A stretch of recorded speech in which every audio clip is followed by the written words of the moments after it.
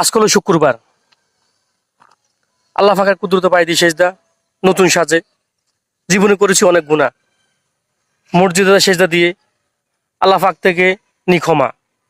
নয়তো বা কবর হাসরে কিভাবে দেব জব। সবসময় খাতে হবে কিলকুনিয়ার মার। জাহান্নামের আগুন তো আমাদেরকে সবসময় স্পর্শ করবে। মুমিন বান্দা যারা আছে তাদেরকে ধরবে না জাহান্নামের আগুনে। চলো সবাই মসজিদে তাই 5 ওয়াক্ত নামাজ পড়ি, আল্লাহর ইবাদত করি। আল্লাহ পাক বলেছেন, বন্দা তুমি নৈরাশ হয়ে না, ক্ষমা চাও আমার কাছে, আমি তোমাকে ক্ষমা করব সব সময়তে। তা আমরা কার জন্য অপেক্ষা করতেছি?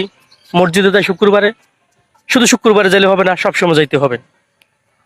আল্লাহ তো তোমার জন্য তাকিয়েছে, কখন তুমি সেজদা দিবে আল্লাহর কুদরত পায়ে, ওই দিন শুধু আল্লাহ পাকের কাছে ক্ষমা তুমি চাইতে পারবে।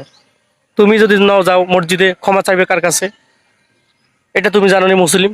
সবসময় তুমি নামাজ পড়ো,